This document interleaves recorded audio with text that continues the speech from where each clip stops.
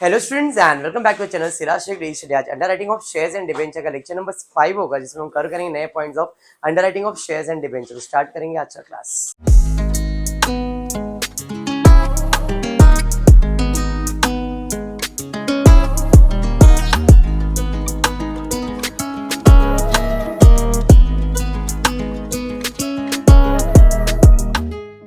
अच्छा, in the previous class हमने firm underwriting ही किया, बट एक्सक्लूडिंग वाला किया। आज क्लास में हम फर्म अंडरराइटिंग करेंगे इंक्लूडिंग वाला, जिसमें benefit given and not given दोनों कर लेंगे। सम क्वेश्चन एक ही रहेगा, बट उसी क्वेश्चन के अंदर एक बार बेनिफिट गिवन देखेंगे और एक बार बेनिफिट नॉट गिवन देखेंगे और इंक्लूडिंग वाला देखेंगे। ठीक है क्या? चलिए देखते क्वेश्चन क्या है। टेक्स्ट बुक में अगर आप सॉल्यूशन रेफर करोगे तो सॉल्यूशन ऑफ टेक्स्ट बुक और मेरा सॉल्यूशन डिफर करेगा थोड़ा कैलकुलेशन में। मैं क्लियर बोल रहा हूँ, क्योंकि टेक्स्ट बुक के अंदर कुछ प्रिंटिंग मिस्टेक्स हो गया, जिसकी वजह से अमाउंट पूरा चेंज हो गया है। वो आपको इधर क्वेश्चन में समझ में आएगा, आप आपका टेक्स्ट बुक देखोगे तो भी आपको समझ में आ जाएगा। तो मैंने जो क्वेश्चन है इसके बेसिस पे जो सॉल्यूशन बन सकता है वो बनाया। ओके, तो आप ये मत देखना सर टेक्स्ट बुक का आंसर ऐसा, फाइनल आंसर सेम रहेगा, खाली वो जो अमाउंट का कैलकुलेशन है टेक्स्ट बुक में और इसमें थोड़ा सा एक फर्क है। ओके, चलिए देखते क्वेश्चन क्या दिया है। Kusum limited has an authorised capital of 25 lakhs rupees 25 lakhs divided into 1 lakh equity shares of 25 each. कितने शेयर्स बेचने? 1 लाख। एक शेयर का वैल्यू कितना है? 25। ऐसे टोटल 25 लाख का कैपिटल होगा, बराबर। बट अब उसने बोला है कंपनी इशूड फॉर सब्सक्रिप्शन सिर्फ 25,000 शेयर्स। मतलब मैंने कितने शेयर बेचने निकाला है? 25,000। फर्क समझ में आया क्या? कितने शेयर्स बेचने? 25,000 शेयर। और ये बेचने के लिए हमने entire issue was underwritten as follow. Underwriter A B C. A ने बोला मैं 15,000 शेयर बेचूंगा, बी ने बोला मैं 7,500 शेयर बेचूंगा और इसने बोला 2500 शेयर बेचूंगा। ब्रैकेट में दिया फर्म अंडरराइटिंग इनका 2500, इसका 1000, इसका 500 है। फिर दिया है out of the total issue, जितना भी शेयर इशू हुआ उसमें 22,500 shares including firm underwriting were subscribed. जो भी टोटल इशू हुआ था उसमें से 22,500 shares including firm underwriting were subscribed. तो बाकी अनसब्सक्राइब मतलब अनमार्क्ड एप्लीकेशन। अब ये क्या है समझेगा। टोटल कितने शेयर्स आए? 22,500 नहीं, टोटल एप्लीकेशन 22,500 है, जिसमें से फर्म अंडरराइटिंग इंक्लूडेड है ऐसा वर्ड किया गया है। Total application 22,500 which is including firm underwriting. ठीक है, अब ये वर्ड नया आया इंक्लूडिंग, इसके पहले आता था एक्सक्लूडिंग, आज आया है इंक्लूडिंग। आगे क्या दिया है? The following way the marked application. Marked application question में दिया है calculate the liabilities of each underwriter. कहीं पे स्पेसिफाई नहीं किया बेनिफिट देना है कि नहीं देना है। ओके, सबसे पहला मैं फाइंड करता हूँ जीएलआर। जीएलआर फाइंड करने के लिए ए ने कितने का रिस्पॉन्सिबिलिटी लिया है? 15,000। बी ने कितने की रिस्पॉन्सिबिलिटी लिया है? 7.5। और सी ने कितने का लिया है? 2500। तो 15,000, 7,500, 2500 बराबर है 20 20 20 कट हो गया। क्या बच गया? 150, 75, 25। सब 25 के टेबल में जाएगा। 25 1 जा, 25 3 जा, 25 5 जा, तो इसका रेशियो आया 6 जा। हाँ, 25 6 जा 150 होएगा, बराबर 5 जा। तो 1 जा, 3 जा एंड 6 जा। तो आपका जीएलआर मिल गया 6:3:1 और एल्स 175 और 125 रखा तो भी चलेगा। ये समझ में आ गया। तो ये मेरा क्या है? जीएलआर। कितने शेयर्स बेचने थे भाई मेरे को? कितने शेयर बेचने? 25,000। तो टोटल 25,000 शेयर बेचने। कौन से रेशियो में बटेगा? 6:3:1 में, बराबर है। ऑलरेडी हमने उसको डिवाइड किया हुआ है 15,000, 7,500 और 2500, बराबर ना? अरे हाँ, ग्रॉस लायबिलिटीज दिया हुआ था ऑलरेडी, लिख दिया। टोटल 25,000 आ गया। पक्का क्लियर है यहाँ तक? चलिए अब वर्किंग पे जाते हैं। 25,000 शेयर बेचते थे, एप्लीकेशन कितना आया? इंक्लूडिंग के एक्सक्लूडिंग? ये है इंक्लूडिंग। थोड़ा वर्किंग में अभी क्या चेंज हो रहा है देखो। एक्सक्लूडिंग था तो कोई प्रॉब्लम नहीं था, आज इंक्लूडिंग है। 25,000 शेयर्स बेचने थे, 22,500 ही बिके, तो बैलेंस कितना? 2,500। तो अपना आंसर आना चाहिए 2500, वो एक्सक्लूडिंग में था, इंक्लूडिंग में चेंज होगा। एक्सक्लूडिंग में हम नीचे ऐड करते थे, इंक्लूडिंग में हम ऊपर ऐड करेंगे इसके अंदर फर्म अंडर राइटिंग। तो फर्म अंडर राइटिंग कितना है, 2500 प्लस 1000 प्लस 500, 4000, तो यहाँ पे ऐड होगा 4000 बराबर। अब अपना आंसर कितना आएगा, 2500 प्लस 4000, 6500। क्लियर है? तो फाइनल आंसर 6500 आना चाहिए, ये समझा। अगर ये एक्सक्लूडिंग होता तो हम ये जो यहाँ पे ऐड करे वो यहाँ ऐड नहीं करते, मार्क्ड अनमार्क्ड अलग करते, अनमार्क्ड के अंदर ऐड करते हैं, ठीक है। अब इंक्लूडिंग है इसलिए इसको ऊपर ऐड किया, एक्सक्लूडिंग में हम नीचे ऐड करते हैं। वर्किंग में ये चेंज है खाली। क्लियर? क्लियर? पक्का? 100%? थोड़ा 100 कैसे होता है? ठीक है, समझा यहां तक? बढ़ो आगे। जो भी एप्लीकेशन आया है नॉर्मली वो होता था मार्क्ड और अनमार्क्ड, लेकिन क्योंकि ये इंक्लूडिंग है तो इसके अंदर मैंने और एक चीज लिख दिया, फॉर्म अंडर राइटिंग। अपन एक्सक्लूडिंग में भी लिखते, बट ध्यान देना एक्सक्लूडिंग में भी मैं लिखता था, लेकिन जो मार्क्ड एप्लीकेशन होता था उसमें सिर्फ दो ही पार्ट निकालता था, मार्क्ड और अनमार्क्ड। जो एप्लीकेशन रिसीव होता था उसके दो ही पार्ट होते थे, लेकिन क्योंकि इंक्लूडिंग है तो इसके अंदर मार्क्ड, अनमार्क्ड और फर्म अंडर राइटिंग 3 आएगा। अच्छा साइड में लिख दो बस, इधर अनमार्क्ड लिखो, इधर फर्म, चलेगा, ठीक है। बीच में कैसे आ गया, लिखा है वर्किंग है। एक यहां तक वापस एक बार, मार्क्ड, अनमार्क्ड और तीसरा पार्ट क्या आ गया, फर्म। इंक्लूडिंग है तो उसी के अंदर वो रहेगा, ये ध्यान में रखना। एक्सक्लूडिंग में सिर्फ 2 निकलता है और बाद में अलग से हम ऐड करते। वर्किंग में डिफरेंस समझ रहा है? ठीक है। फर्म अंडर राइटिंग, इसमें से फर्म अंडर राइटिंग कितना है अपने को पहले से मालूम है, तो 22400 में से 4000 फर्म अंडर राइटिंग है। मार्क्ड एप्लीकेशन कितना है, मार्क्ड एप्लीकेशन कितना है, मार्क्ड एप्लीकेशन कितना है, 15000 बराबर। चलो तुम्हारे दिमाग में 15000 प्लस 4000 कितना हो गया, 19000। 22500 में से 19000 तो चला गया, बचा कितना, 3500।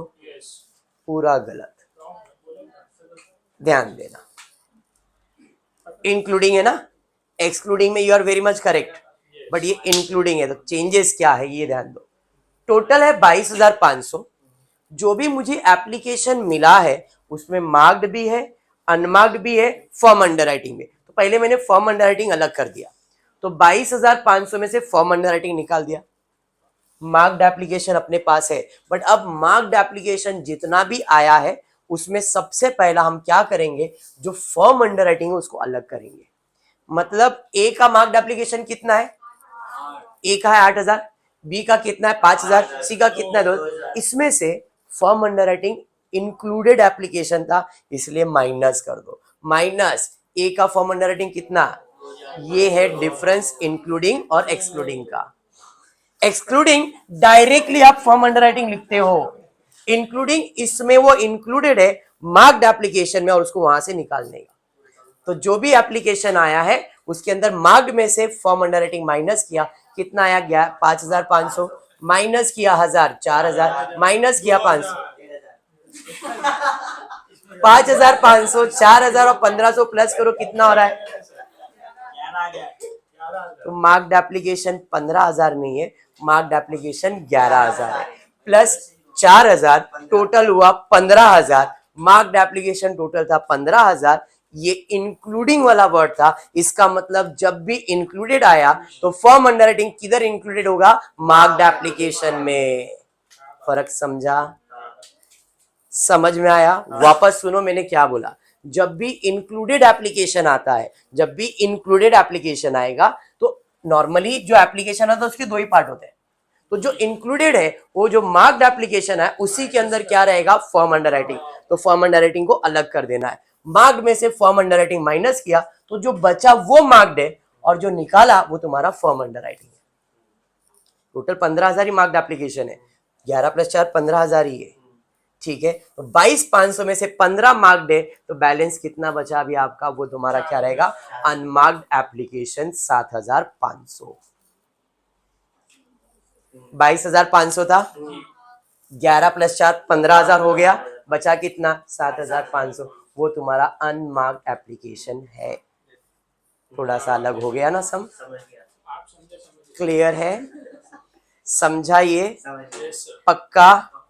अब यहां पे ध्यान दो, अगर बेनिफिट गिवन बोला है तो अपने को मालूम है जितना बोला उतना माइनस करना पड़ता है, और नॉट गिवन बोला रहता है तो अपन क्या करते, फॉर्म अंडरराइटिंग अनमार्क्ड एप्लीकेशन दोनों को ऐड करते, जीएलआर में बांटते। अभी भी ये वही होगा, समझा मैंने क्या कहा ना। हाँ, तो इंक्लूडिंग में वापस सिंपल भाषा, इंक्लूडिंग के केस में जो भी तुम्हारा मार्क्ड एप्लीकेशन है उसमें से फॉर्म अंडरराइटिंग को अलग निकाल दो, तो बच जाएगा वो मार्क्ड एप्लीकेशन होगा।